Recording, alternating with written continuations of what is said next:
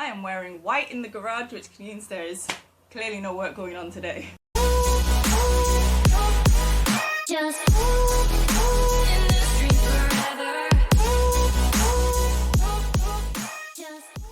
I know I said I wasn't doing work and I am wearing gloves, but I've been painting ceilings with black oil paint, and being as careless as I am, I got paint like everywhere, and that's just the wrists, like physically. If I take these off, it looks like I've been doing dark magic. We're gonna do a bit of an update video on what's happened so far. I did go on a bit of a break of yeah, I was gonna say a few weeks ago, but it's more like a few months ago. So I've been an expat here for the past 5 years, and I kind of came to that point in my life where I kind of now need to think about what I'm doing, where I'm going, how I'm gonna get there. I'm kind of at that age now, so I had to take a bit of a break to sort some things out, but that kind of few weeks break has turned into a few months break, and I'm sorry to say might actually continue for a little bit longer. But before we get into the reasons why it's taking so long, let's kind of do a recap on everything that we did on the bike so far. Just in case you knew, in which case, hi, it's nice to meet you. Or just in case you forgot, because it has been a while. So this is our project. It's a 2003 Honda Shadow VT600. It has been sat like this for the past 7 to 8 years. It's in really, really bad shape and a lot of things wrong with it. So the first thing that we went ahead and did was to sort out the clutch side of the engine, which had been sat open, so we did a full clean. After that we moved on to the engine. It was seized, so there was a bit of a timing issue, so we went ahead and sorted that out, got it all timed and did a bit of lubrication, and it moves absolutely fine now. We started looking at wiring, but we'll get into that because it's a really big part of the bike. We did a lot of cleaning, a lot of maggots, just too many maggots. The CV carb was the first time I'd seen it, so putting it back together took me a long time, especially since there's a lot of parts missing on the bike. So some of the hoses were missing, so to find where they came from and put them back was a bit difficult. With the crankcase now closed, we could add oil to the bike, and then we could also change the filter. We were getting ready to turn the bike over. The whole wiring loom is completely chopped. Someone just went ahead and just cut parts out of it. So the engine did actually turn over, which was great. However, we now have no space. Since our last video, I've been doing a few odd jobs on the bike to try and get the wiring loom sorted, to try and figure out what exactly is wrong with the bike and why we have no spark. There's a few things that I've gone through over the week, testing ohms across, testing volts, testing continuity. We've gone through and tested absolutely everything, and this is where we find ourselves today. We're kind of thinking that this is definitely the issue. All of the main parts of the wiring system, every single one of those kind of features, like the coil packs and the pulse gens and everything, things like that, if you test them all separately, they're all fine. Join them together as the system and add the CDI and you get absolutely nothing. So, yeah, I'm about to drop kick this out the window, but I've been told not to. And we're definitely thinking that it's going to be this. Dash it across the room, but I'm told not to, just in case we find a use for it. Yeah, alright, sunshine. Yeah? Alright then.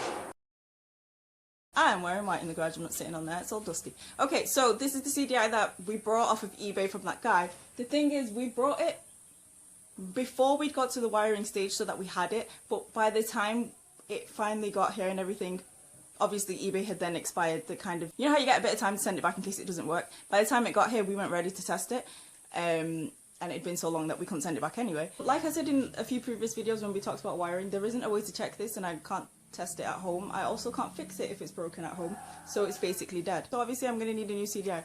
So there's good and bad news there. The good news is I do actually have one. So I managed to find a new CDI for this Shadow. It's an OEM original one. It came off a bike that was running, and I also got the wiring loom with it.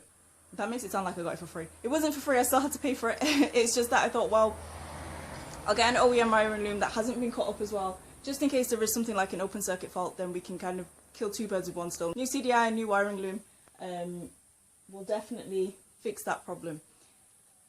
The only bad news is that it's in shipping right now. I'm literally waiting for it, and it has been for so long that I don't even know where it is. Shipping generally takes me a bit of time anyway, but it's not too bad. It's like a few months. It can be a couple of months, sometimes even weeks if I fly it over, but if it's something heavy, I'll put it in like freight shipping. The only thing is it's getting up to rainy season. We had our first rain a few days ago, and whenever it gets to rainy season, the shipping just goes so slow. Like if it was slow and you had delays before, good luck to you now. So it's going to take a bit of a while to get here. So I'm not expecting to upload anything for another few months. Sorry. So yeah, that's it. We are waiting for parts, and we can't do anything else until we get the parts. I was thinking about moving on to kind of the aesthetics of the bike and the way I want it to look. So I've talked to Dad about it. We have very different ideas on what we want the bike to look like. But the end goal for both of us is to get the bike running and driving and on the road. And if we can't manage to do that with the new wiring loom, new CDI, then it's kind of useless. I don't think we're going to buy many more of these if it doesn't work out. I don't want to do a video just for the sake of doing videos. So that's why it's been so long since I made a video. But it's just because so many of you guys have been asking about what happened to Shadow, and is Shadow doing okay, and how's your project going, is everything alright? Which is really, really nice, guys. Honestly, thank you. I thought you guys deserved to know. On that note, as soon as it gets here, as soon as I get the call, I'm going to go and get it, and as soon as it gets here, I'm going to open it, I'm going to fix it. I'm going to get this bike to start if it kills me. Not if it kills me, no, we can't start it from dead. But yeah, we're going to get this bike to start, and I'm not giving up on it at all. I guess in the meantime, I don't really know. For more behind the scenes stuff, sometimes I do post, whilst I was doing these kind of things, I did post once or twice on Shadow. But I didn't really have much to report. We are opening our own motor cafe, which is really, really exciting. A lot of hard work, but really, really exciting. And you guys have been really awesome and supportive about it. That's kind of what my Instagram is kind of full of at the moment. We had a bit of a war of the roses recently, and also doing some artwork and stuff over there. If you haven't hit the notification bell button, maybe you should do that, so that as soon as my next video drops, you'll see it, or you'll see it on Instagram. If not, you won't know. So that's definitely it. I will see you in the next one. Thank you so much for watching, guys. I hope you guys enjoyed it, and I hope it kind of explained a bit about what's happening with old Shadow here. So I'll see you in the next one. Thank you guys so much for watching. Bye for now.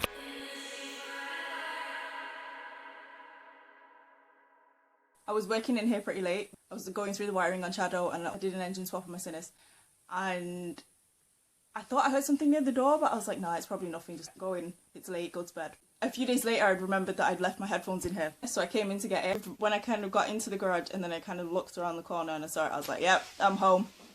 I'm where I need to be. I'm going to explain it to you guys so you can understand it. It's disgusting though, so those of you of a nervous disposition might want to just turn this off. The smell, oh my god. It was crispy on the outside, squishy on the inside, so the shovel kind of went crunch.